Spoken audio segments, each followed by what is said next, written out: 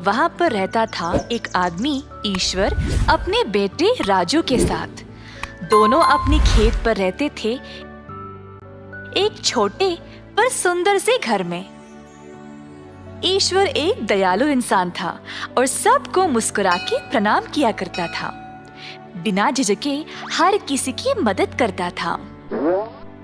राजू भी अपने पिता की तरह बनने की कोशिश करता था और हर रोज सवेरे जाकर काम काज में उनकी मदद करता था। रोज स्कूल समय पे जाकर एक दिन ईश्वर खेत में काम कर रहा था जब राजू उसकी ओर दौड़ते हुए आया। राजू की सांसें फूल रही थी। पापू, आपको मेरे साथ तुरंत आना पड़ेगा। बिना सवाल किए ईश्वर अपने बेटे के पीछे गया। घर से थोड़ा दूर था एक भेड़ों का झुंड जो घेरा में फंस गए और पार नहीं कर पा रहे थे। ईश्वर तुरंत भेड़ों को बचाने गया। उसने आसपास देखा कि पर वहां कोई नजर नहीं आया। बापू, आप किसको ढूंढ रहे हो? इन भेड़ों का कोई चरवाहा तो होना चाहिए ना, बस उसी को। बापू, मुझे पता है इनका चरवाहा कौन है, उसका घर भी पता है। आप चलिए मेरे साथ। अच्छा ठीक है, चलो इन भेड़ों को वापस कर दे। राजू और उसके पिताजी ने भेड़ों को लिया और चरवाहा के घर गए। दरवाजा खटखटाया तो अंदर से आई आवाज, दरवाजा खुला है, अंदर आ जाओ। अंदर गए तो राजू और ईश्वर ने एक बूढ़े आदमी को देखा बिस्तर पर जो बहुत बीमार था। जी, वो आपके कुछ भेड़ घेरा में फंसे हुए थे तो मैंने उनको से निकाला और बस ले आया। बेटा, बहुत बहुत धन्यवाद। पर मैं कब तक इनका ख्याल रखूं? हर रोज एक लोमड़ी आता है और एक एक भेड़ को खाते जाता है।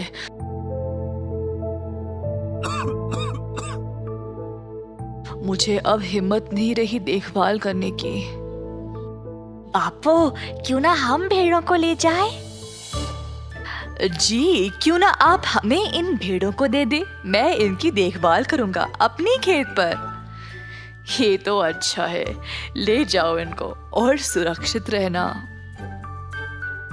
ईश्वर और राजू भेड़ों को अपने साथ ले गए और एक बड़ा सा घेरा बनाया उनको लोमड़ी से सुरक्षित रखने के लिए। घेरा को अच्छे से जांचा कि अब इसको कोई ना पार कर सके। मजबूत को देखकर राजू भी खुश हो गया।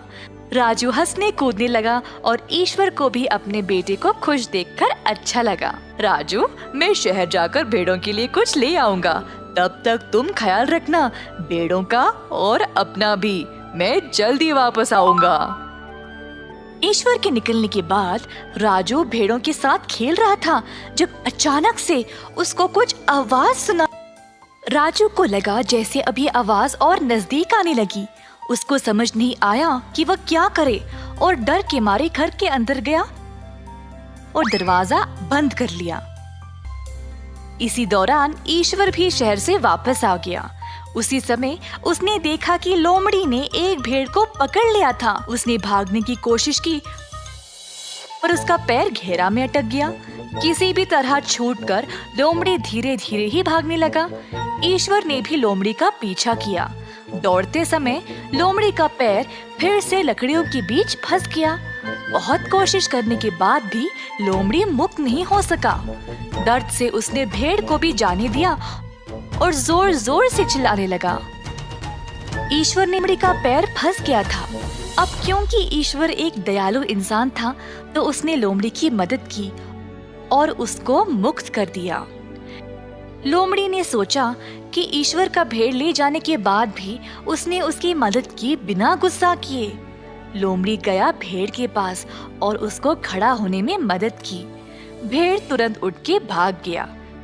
फिर लोमड़ी ने ईश्वर की ओर कृतज्ञता से देखा और फिर चला गया।